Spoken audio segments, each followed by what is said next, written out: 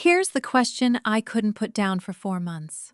Why would a grown woman sit at her own kitchen table and practice her father's signature over and over? On a grocery pad.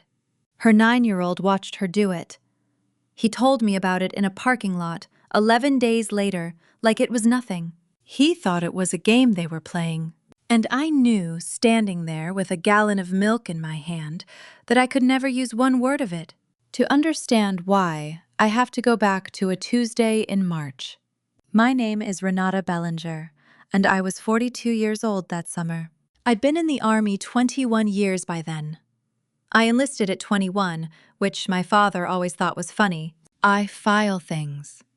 That is all I have ever been in this family. Somebody has to fill out the forms. In our family, that somebody was me, starting at 19. I did my mother's paperwork the year she died.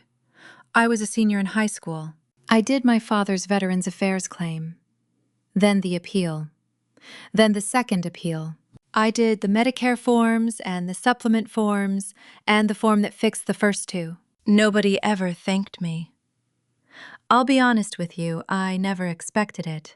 You don't thank the stapler. I'll tell you the one thing I'm actually good at since nobody has ever asked. I go down every line. All of them. Including the gray print at the bottom. It takes 4 times as long, and it has saved this family more money than anybody knows. My father's first claim came back denied because somebody had checked a box wrong. That somebody was a clerk 2 states away, and it cost him 14 months. I fixed it. Nobody in my family knows that happened then or now. My father was Emmett Ruddick, and he was 79 years old that spring. He fixed outboard motors on the Wilmington River for 51 years. He had a shed with a tin roof and a hand-painted sign, and half of Chatham County brought him their boats. He signed his name maybe 40 times a day out there on carbon receipts in a hurry. Hold on to that. It matters later. I asked him one time why he never slowed down for it. Slowed down for what I've got boats stacked to the fence. Your name, Daddy. It's a scribble on every ticket. They know who worked on the motor. A bank wouldn't know that name from a scratch. Then let the bank drive out here and ask me. That was the whole conversation. He went back under the cowling, and I handed him a socket.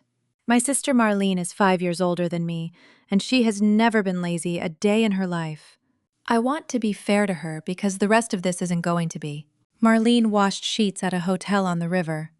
Doubles most weeks. She raised Theo by herself from the time he was 2. She drove our father to more appointments than anybody wants to give her credit for. She also decided back when I was 19 exactly what I was. Renata does the forms, she'd say. She's the secretary of this family and always has been. Every wedding, every funeral, every new face at every table, the same sentence. One Thanksgiving, her friend asked what it was I did all day. She types for the Army, out at the airfield. Oh, that's good hours. It's an office job, and she's never been anywhere. I was at the counter with a pie server in my hand. My face went hot, and I didn't correct her. Not once in all those years. My husband heard it that year. Grady drives a route for a restaurant supply company. He is not a subtle man, and he has never pretended to be. You going to let that stand? Or are we doing this again? It's Thanksgiving. That's not an answer, Renata. It's the only answer I've got tonight, Grady. Here's why I never corrected a single one of them. And it isn't noble. Correcting a person costs more than the insult does. So you let it go by. Then you let it go by again. Then it's 20 years later. By then it isn't an opinion anymore. It's just true, the way your birthday is true. On a Tuesday in March, my father called me at work and asked for a ride downtown. Downtown where? The courthouse. What for? Just a thing. He was 79, and he still drove himself everywhere. So that was strange. I took an hour of leave and picked him up at 11. He had on a blue Oxford shirt with the sleeves rolled up, and he'd shaved. That's the part I keep coming back to. He shaved for it. I parked on the square under the trees and left the engine running. You want me to come in with you? No, ma'am. It's hot out. 11 minutes, he said. Give me 11 minutes. It took him 9. He came down those steps folding a yellow carbon slip into his shirt pocket, and he was pleased with himself in a way I hadn't seen in a long time. That's done, he said. What's done? Something I should have handled a long time ago. Daddy. Renata. It's handled. I asked him twice more on the ride back. He turned the radio up both times. We ate barbecue sandwiches on the tailgate at the shed, and he talked about a lower unit he couldn't get parts for. He never mentioned the courthouse again. Not one time. I decided it was the truck title. He'd been fussing about that truck title for a year. I was wrong about that for 106 days. He died in June, on a Sunday, out in the shed. His heart. A customer found him. The man had come by for a water pump. He'd been in the hospital 8 days that April, with something they never did name. Marlene sat in that room every night after her shift. I want that on the table. I was at a school out of state and I got there on a Thursday. She met me in the hallway with a cup of coffee, and she was gray in the face. He asked for you Tuesday night, and again Wednesday. I couldn't get out. I know. I'm not saying it to hurt you. You are a little. Maybe a little, she said, and she handed me the coffee anyway. That is the last plain thing that ever passed between us. I'm going to move fast through the funeral because you've been one. Marlene and I did it together, and we did it well. That's the honest truth. She picked the music and flowers. I filled out every form there was. At the graveside, a man I'd never met took my hand and held on to it. He talked about you all the time. That's a kind thing to say to somebody today. No, ma'am. He said you were the one who could handle anything. I cried in the car afterward. And then I stopped because there was a reception. 8 days after the funeral, Marlene called everybody to the house. She had a manila envelope on the kitchen table with a law office's return address on it. Before anybody starts, she said, I want it understood that I didn't ask for this. Nobody said you did. Daddy did this on his own, and he told me why. She took out 2 pages and stood up and said them out loud in the kitchen where we ate every meal of our childhood. It was a codicil. That's a page you add on to a will to change one part of it. The will everybody knew about was an old one. Photocopies of it had been sitting in 3 different drawers in that house since before Theo was born. The codicil changed the second paragraph. The house went to Marlene. All of it. It was dated the 12th of May, 3 weeks before he died, and down at the bottom it was signed Emmett Rowe Ruddick in ink in his hand. He told me he was going to, Marlene said. He said it in the hospital. Nobody in that kitchen had been in the hospital except Marlene. My Aunt Sissy said what everybody was thinking, and she said it kindly. Well, honey, you've got a career. She's got Theo. That's right, Marlene said. And that boy's school is 4 blocks from this house. It is. Renata, you've got a paycheck coming every 2 weeks till you're 60. I do. Well then, 9 people in that kitchen and not one of them thought they were being cruel. That's the part I need you to hear. Shame went up my neck and sat there. I want to name it plain because that's what it was. Not anger. Shame. Like I'd been caught wanting something. I looked at that signature for a long time, and I didn't say anything at all. Renata. My husband Grady from the doorway. You want to say something? Not yet. The letter from her lawyer came 4 days after that kitchen table. Dear Mrs. Bellinger. A law office on Bay Street, a man named Crandall. It said the estate would be handled promptly and that my cooperation was appreciated. It called me an interested party. That's the phrase. An interested party. Grady put it on the counter and stood over it with both hands flat. Say something now. With what? With the truth. Grady, the truth is a feeling in my stomach. You can't file a feeling. 11 days after that, I ran into Theo in the parking lot of the grocery store off Skidaway. He was 9. He had a snow cone and blue teeth, and he was thrilled to see me. Aunt Renata. Hey, bud. Are you coming over to our house anymore? I'm working on it. Then he told me the way children hand you things. Mama's been doing Grandpa's name. She's been what? On the little pad by the phone. She does it, and then she rips the page off. Theo. She said it's practice for something. Is it for school? I said something. I honestly don't know what I said. I know I bought him another snow cone he didn't need. I know my hand stayed steady the whole time. And I know I sat in my car for 20 minutes afterward without starting it. Because here is everything I had laid out end to end. I had a 9-year-old boy who loved his mother. That was it. That was the whole case. I want to be clear about something, and then I'll go on. I was never going to put that child in a room and make him say that about his own mother. Not for a house. Not for anything. I decided it in the parking lot, and I never once wobbled on it, so I was left with the only thing I've ever been any good at: paper. The following Monday, I went to the county on my lunch hour, in uniform, and stood at the probate window. There's a form you file when you want the court to look hard at a will before it takes it. It has a name I won't bore you with. The woman behind the glass slid it under without looking up. You a runner? No, ma'am. For a firm? No, ma'am. It's my father. She looked up at me then, and she was a good deal nicer after that. You want the whole packet or just the one page? I'd like the whole packet, please, ma'am. Most people just want the one page and go home. I'd rather have all of it, if that's all right. Suit yourself, honey. Bring it back typed. I typed it that night at my own kitchen table, and I filed it Wednesday before work. I put down what I knew and nothing I didn't.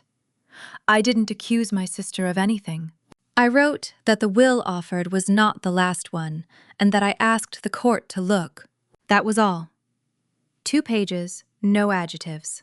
By the end of July, 3 things happened.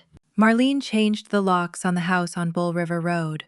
She put my mother's china in a box in the carport, and she called me to come get it. I drove out there on a Saturday. She watched me load it from the kitchen window and never came out. The box was taped shut, and it had my name on it in markers spelled right, which somehow made it worse. 1 plate was broken. I've never decided whether that was on purpose, and I've decided to quit deciding. And she listed the house with an agent before any of it was settled. The sign went up on a Thursday. I drove past it twice. My stomach dropped both times, and both times I kept driving. A woman at church gave me Odessa Lamb's name. Odessa was 68. She had 2 rooms above a shrimp company office on the west side, with a window unit that made the whole floor shake. I brought her my 2 pages. She put her glasses on and went through them without saying a word. Then she looked at me over the top of them. Who typed this? I did. By yourself. Yes, ma'am. Sit down. I sat. It's clean, she said. That's the first clean thing across this desk in a month. I fill out forms for a living. Where? Out at Hunter, in a legal office. Doing what? Filing things. She let that sit there. She didn't push it, and I've thought about that a lot since. All right, she said. Tell me about your daddy. I talked for an hour. The shed, the boats, the carbon receipts. She wrote maybe 6 words down the whole time. Was your daddy a careful man about things? About motors? About paper. He hated paper. That's why he had me. Did he hate it? Or did he hand it to you? I didn't have an answer for that one. I still turn it over some nights. Then she asked me a question that I have never gotten out of my head. Did your daddy ever go to the courthouse by himself? The room got very quiet, except for that window unit rattling in its frame. He went in March, I said. I drove him. And he was in there 9 minutes. He came out with a yellow slip. Odessa took her glasses off and set them down on the desk. Where's the slip? I don't know. Mrs. Bellinger, where's the shirt? The shirts had gone to the church, and I knew exactly when. We'd boxed up his clothes in July the way you do, because nobody can stand to look at them and nobody can stand to throw them out. The donation shed behind the fellowship hall took them on a Tuesday. I got there Saturday morning at 7, before the truck. The woman who keeps the key met me in the lot with a housecoat on over her clothes. "Honey, that truck comes at 10 and they don't wait." "I know it. I need one shirt." "Which one?" "Blue. Sleeves rolled up. I can't describe it any better than that." "Take your time," she said, and she went and sat in her car and let me be. It was 90-some degrees by 8 and that shed had no fan in it. I went through 4 boxes. The smell was 2-cycle oil and the cheap soap he used, and it came up out of those boxes like he'd walked in. I sat down on the floor of a metal shed and cried for about 10 minutes, and then I kept going. It was in the 4th box. Blue Oxford, sleeve still rolled. The slip was folded in the pocket, soft at the crease from being carried. I didn't open it there. I want you to know that I sat in my car in the church lot and I couldn't make my hands open it. When I did, it was 7 lines long and none of them made sense to me. I took a picture of it and sent it to Odessa at 8:30 on a Saturday morning. She called me before it finished sending. "Where are you?" "A parking lot." "Do you have any idea what that piece of paper is?" "No, ma'am." "That's a deposit receipt. Your father lodged a will with the probate court." "Lodged." He walked it in and handed it over the counter. They sealed it in an envelope. For safekeeping, people do it and then nobody remembers. "For how long?" "Until he died. Then it's the court's business to open it." "Then how would anybody in a family know to ask?" "Somebody brings in a slip like that one. Or the family calls and asks." "Nobody called." "No, ma'am. Nobody called." "Mrs. Lamb, I fill out every form this family has ever needed." "I believe you." "And I never thought to ask a courthouse what it held." "Neither did your sister," she said. "That's the only reason you still have a case." I sat there in the heat with my phone against my ear. "Mrs. Lamb, nobody has said one word about an envelope." "No," she said. "They haven't." Relief went through me so hard my arms went weak, and about 4 seconds later it turned into something worse. Because if that envelope had been sitting in that building since March, then nobody in my family had gone looking for it. Not one of us. Including me. Odessa filed 2 motions the following week. One asked the court to hand over whatever it was holding under my father's name. The other asked for a neutral examiner appointed by the court to compare the signature on the codicil to samples we knew were his. She was very specific with me about how this was going to go. "We are not going to talk to your sister." "I know. We're not going to talk about your sister. Not to your aunt, not at church, not in a parking lot." "I understand." "We hand the court paper and we sit down. That's the whole plan." "That's the only plan I know how to run." "Good," she said. "Most people can't stand it." The court answered us in writing 9 days later. It had an envelope. Sealed. Deposited in person on the 4th of March. It would be opened in open court at a hearing in front of everybody, and not 1 day sooner.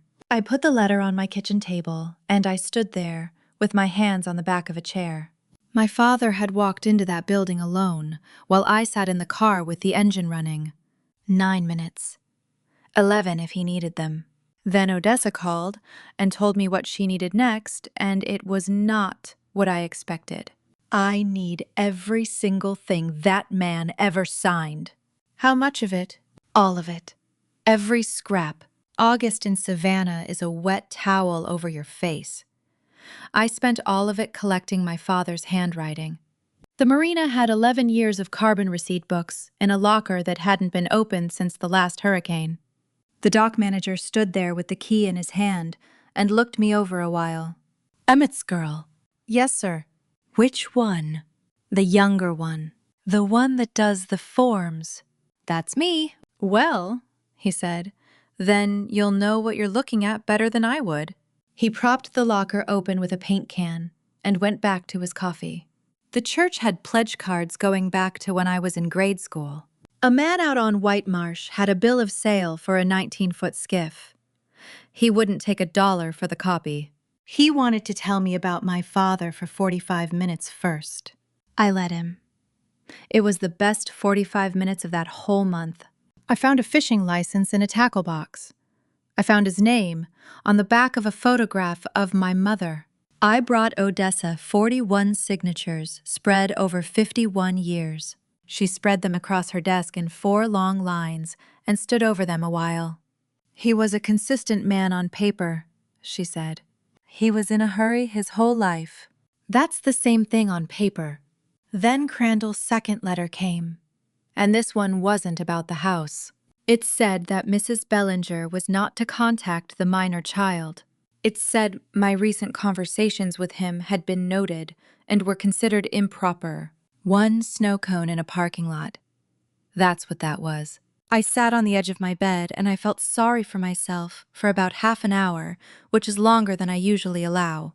Then, Grady sat down next to me, and he didn't say anything smart, and that helped more. She knows, I said. Knows what? That the only thing I've got is a 9-year-old. And she knows I won't use him. Would you? No. Then she's right, he said. And it doesn't matter because that's not what you're doing. What am I doing? What you always do. Putting paper in the right window on time. Paper isn't going to be enough this time. It's been enough every other time in your life. This isn't some claim form out at the airfield, Grady. No, he said. It's just bigger. I didn't see Theo for 2 months. That's the part I'd take back if I could take back one part. The subpoena came in the last week of August. The hearing was set for a Thursday afternoon at 1:30 downtown. I had a duty day that Thursday, and no leave left worth spending. You'll come straight from work then? Odessa said. In uniform. In uniform. Nobody in that room will care but you. She was wrong about that. But I didn't know it yet. That Thursday, I worked until 11:40. Drove downtown and parked 6 blocks out because everything nearer was taken. I walked those 6 blocks in August heat with a folder under my arm and my hair pinned up off my collar. The courthouse sits on a square with big oaks over it. The steps are worn down in the middle from 150 years of people going up them. The probate courtroom was on the 2nd floor at the end of a hall. They opened the doors at 1, and not a second before. I was there at 12:50, so for 10 minutes I stood alone in that hallway. The floor was heart pine, waxed so many times it had gone soft-looking. There was a wood bench under the transom with initials cut into it by people who are all dead now. The whole hall smelled like floor wax and river water. I stood with my back near the wall and one thick estate folder held down at my side, and I didn't sit and I didn't pace. Everything my father owned in this world was in that folder. It weighed about 4 pounds. I didn't cry. My eyes stayed dry the entire day, and I'm not proud of that or ashamed of it. It's just what happened. Grady was still parking the car. Odessa was downstairs at the clerk's window. 10 minutes by myself in a hot hallway. I ran that folder in my head the way I'd run a packet at work. Tab 1, the deposit slip. Tab 2, the 41 samples. Tab 3, my own 2 pages. Everything in order. Everything where a stranger could find it without me saying a word. That is the only kind of courage I have ever had access to. Then a bailiff opened the doors, and Crandall came up the stairs in a seersucker jacket and tipped his head at me. Morning, Mrs. Bellinger. It was afternoon. I said good afternoon back. That courtroom is small. I want you to see it right, because it isn't what television has trained you for. 12 chairs for the public, a ceiling fan with a pole chain, 2 window units running the whole time so everybody had to speak up. No screens, no monitors, nothing on a wall but a clock and 2 portraits of men nobody could name. Every single piece of paper in that room had to be carried across the floor by hand. That's the sound I remember out of that whole afternoon. Shoes on pine and paper. Marlene sat up front with Crandall. She had on a navy dress, and she looked exhausted, and my heart went out to her before I could stop it. Theo was in the back with his other grandmother, swinging his feet. He saw me and lifted one hand about 6 inches off his knee, and then he put it down. 2 months. That's what 2 months does to a 9-year-old. Odessa leaned over and said one sentence to me before any of it started. Whatever happens in here, don't turn around and look at that child. Why not? Because every soul in this room will look where you look. I never turned around. Not one time in that entire afternoon. Judge Rusk came in without much ceremony and told everybody to sit down. We've got one matter and we've got until 4. Mrs. Bellinger, you filed the objection. Yes, sir. Anything you want to tell me before we start? Odessa stood up, but I put my hand on her arm and she let me. I'd like the court to put its own copy next to hers, I said. That's all I'm asking for. That's it. Yes, sir, that's it. Sit down, ma'am. The clerk went out and came back with a manila envelope sealed across the flap with my father's handwriting on the front of it. She carried it the long way around the table because the chairs were in the way. Nobody in that room said one word while she walked. Judge Rusk turned that envelope over twice and held it up to the light. This is the envelope deposited on the 4th of March. Yes, sir. Open it. She opened it with a letter knife, and the sound it made went all the way to the back of that room. Let's have the examiner, the judge said. Mrs. Ivy was small and about 65, and she had her glasses on a chain. She came up with a folder no thicker than a church bulletin and sat down like she'd done it 400 times, which she probably had. You were appointed by this court, the judge said. I was. Tell us what you were asked to do. 2 things. Set the codicil beside the lodged will, and compare the signature on the codicil to known samples. Go ahead. I'll take the documents first, because the documents are simpler. All right. The codicil says it amends a will dated the 9th of February of the year before last. And the will in front of you? The will lodged with this court is dated the 4th of March. Those two are not the same document at all. Nobody moved.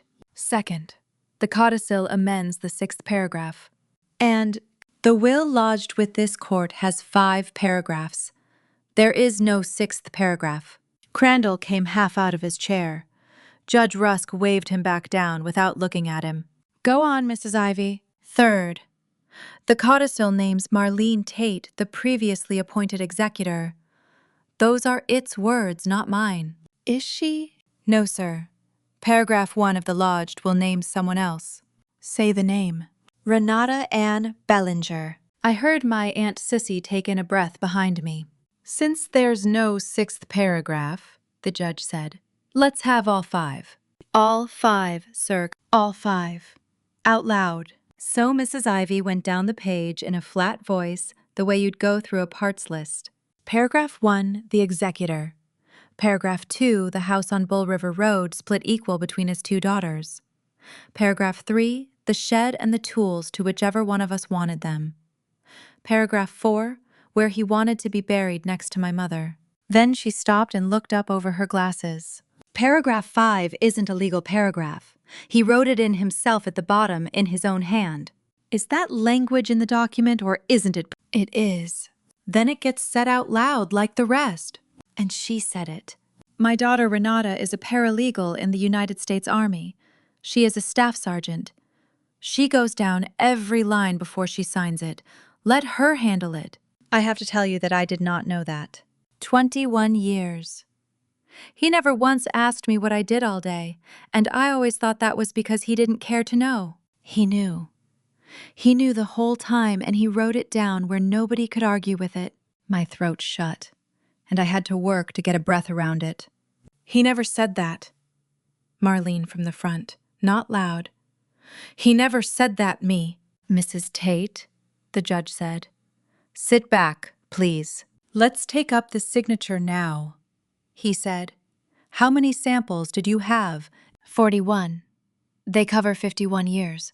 Start with the plainest thing you found. In all 41, he wrote his middle name as one letter, an R, and on the codicil, the middle name is spelled out in full. Row. And what does that tell you, Mrs. Ivy? That whoever made it worked from his name typed on a line, not from his hand. The fan turned. The window units ran. There's more, she said. But that one anybody here can see from their own chair. Give us the rest. His signature climbs to the right. All 41 climb. This one sits level. Anything else? He wrote fast.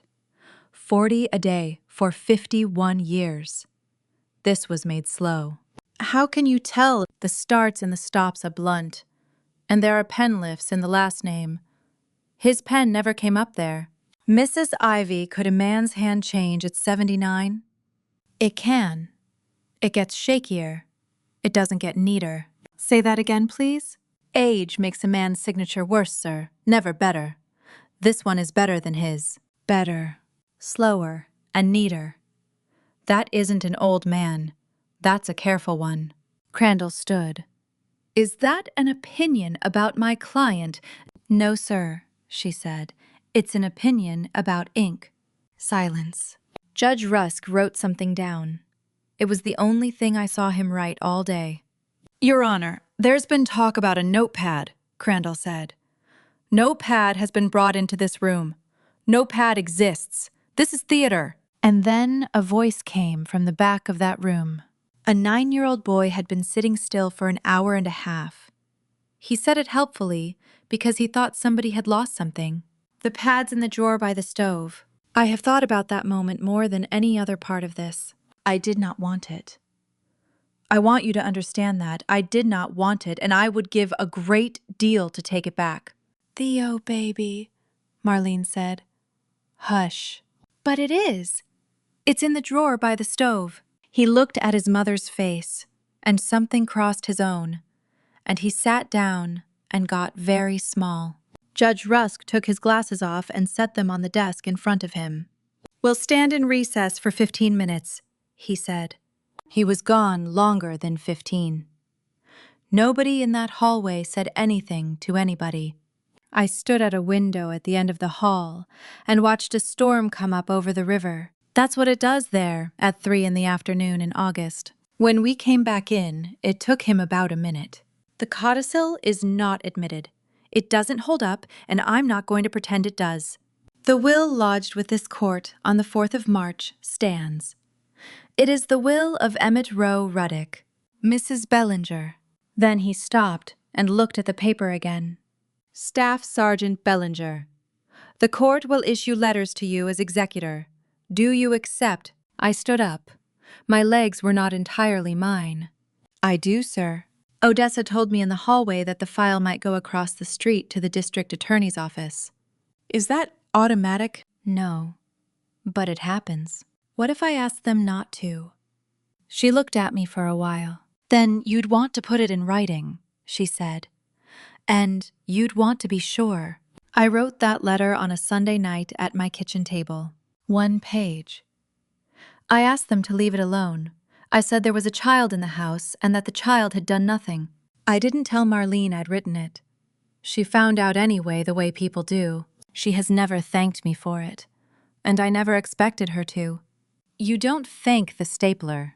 As executor, I could have sold that house in 90 days. Half of it was mine and half was hers, and she couldn't have stopped me. I didn't.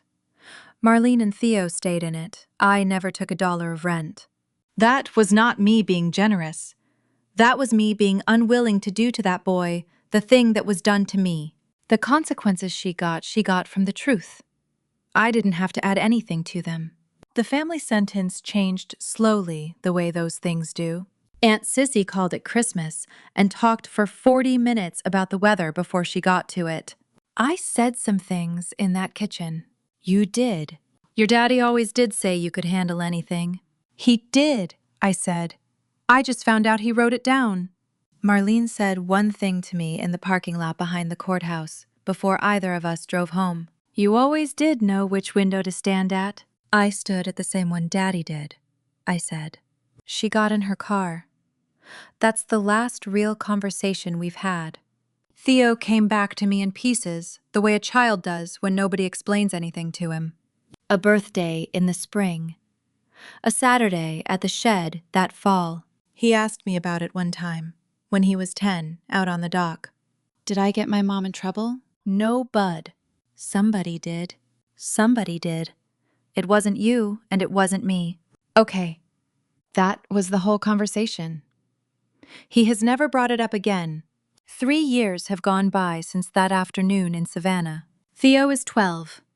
He comes down to the shed with me most Saturdays because I never did sell the shed, and neither one of us can fix an outboard motor worth anything. Last month he had a form for a school trip, and he brought it to my kitchen table instead of his own. Just sign it. Sit down first. Aunt Renata, go down every line first, bud. Then I'll sign it. He grumbled the whole way down the page. He found a line about a fee that his mother would not have been able to pay that month. We handled it. That's what the page was for. That yellow deposit slip is in a plain frame by my back door now, at the height where you'd hang a set of keys. It's the only thing I have ever framed in my life. Everybody who comes in asks what it is. I tell them it's a receipt.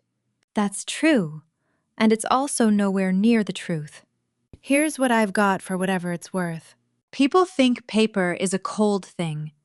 It isn't. Paper is the last place a person gets to put what he actually meant after his voice is gone. My father never said one word to my face about what I did for a living. Not in 21 years. But he shaved, and he put on a good shirt, and he drove downtown by himself, and he handed a woman behind a counter the only sentence he had. Then he went home and fixed a lower unit. Whatever you're carrying that nobody in your family has ever asked about, write it down somewhere. Put it where it has to be opened. If any of this landed with you, pass it along to somebody whose family decided a long time ago exactly what they were.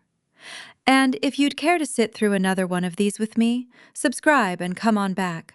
I'd be grateful for the company.